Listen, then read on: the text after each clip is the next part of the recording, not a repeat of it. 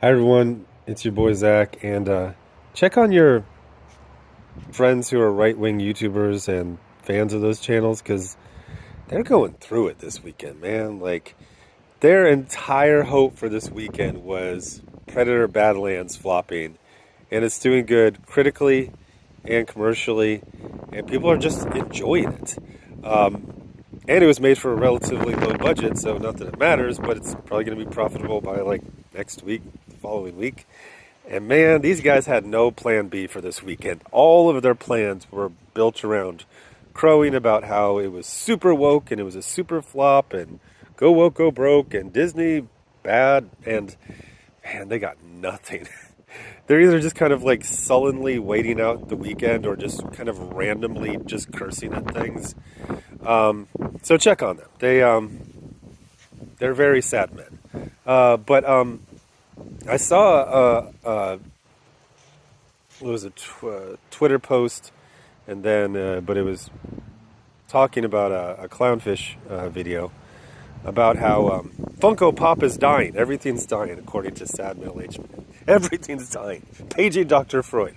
But the weirdest connection was made that Funko was going to Funko dying. It's not dying. It's just not as popular as it used to be.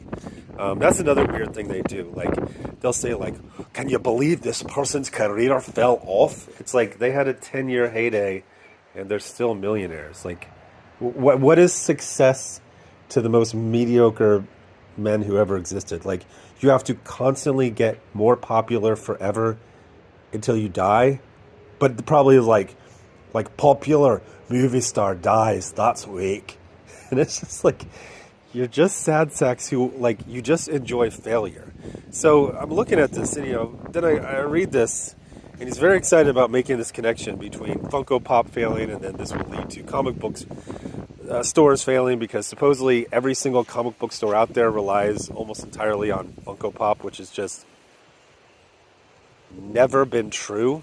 Some of them have had a significant percentage of their sales, but this was a fad. I mean, it was a long fad. It was a 10-year fad, but it was a fad.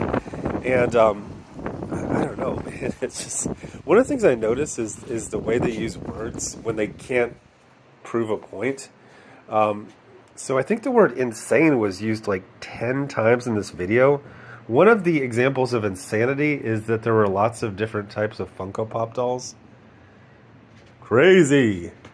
I've never liked Funko Pop, but as far as I can tell, one of the appeals of Funko Pop is if you were a fan of some one-season sci-fi show, especially like the third lead of that one-season sci-fi show, you could get a Funko Pop of them because you could get a Funko Pop of basically any character in pop culture. And I was talking to a friend about this, and I was like, what's your, he's like a geek guy. I was like, what's your opinion of Funko Pops? He goes, eh. And I go, yeah, well, here's the deal. Some middle-aged men have really strong. I saw this comment. It was like, we should be happy about this. Funko is a greedy and evil corporation. I'm like, bro, how easy was your life if Funko Pop is some great evil? But the thing that bothers me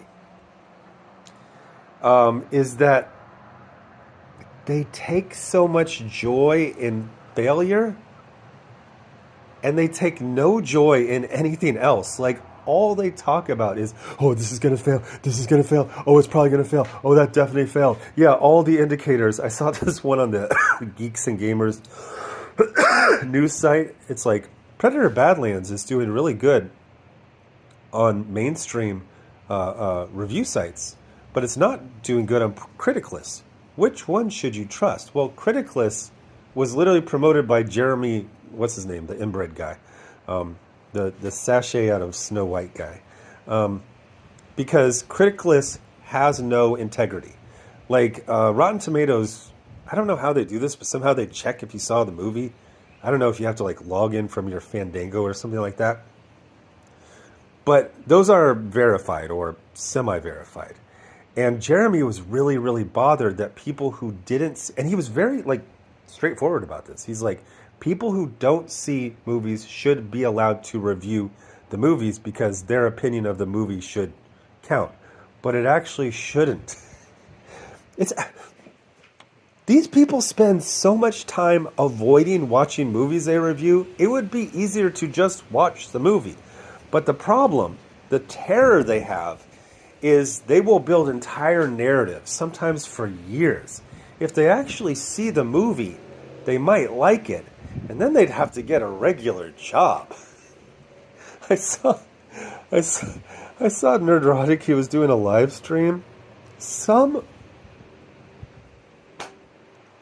I want these to be the largest quote unquote man, gave him $99. And one of the things, these comments, these super chats, it's always like, can you just repeat what I said back to you? Isn't what I'm saying correct? And I'm like, bro, you work for tips. Like, I'm not sure what's worse. Like a middle-aged man giving a guy $100 just to say, repeat my own words back to me?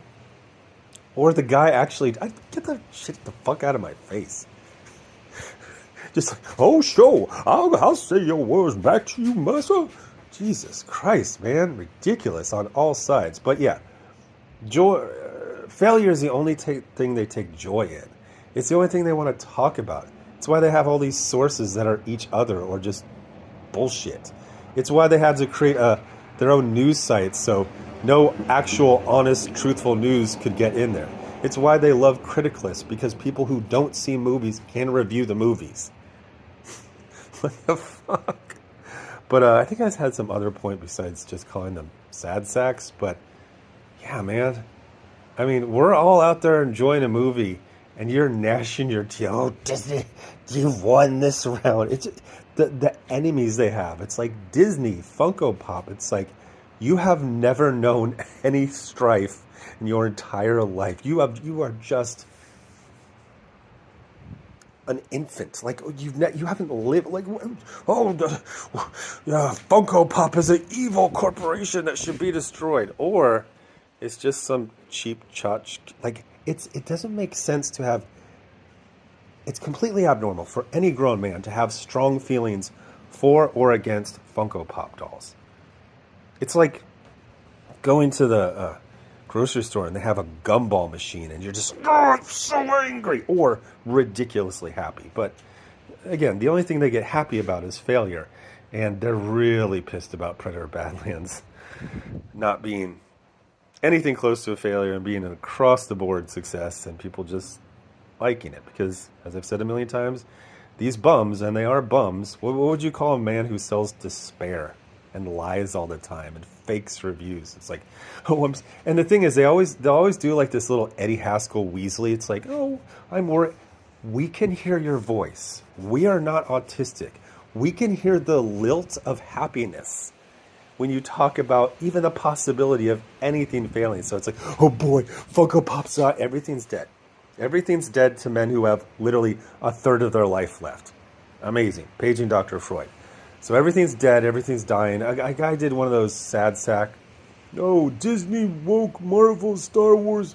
And then I was like, here's a list of 10 good to great Star Wars movies, TV shows, streaming video games from the last 10 years. It's like 10 things, some of which have dozens of episodes. You can literally spend like the next 6 months just, I'm going to watch an hour of some really cool Star Wars or play a video game or whatever.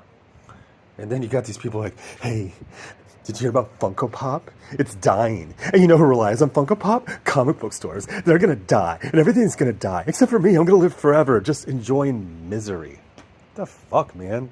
Do you guys like anything besides failure? Anyway, thanks for watching. Bye.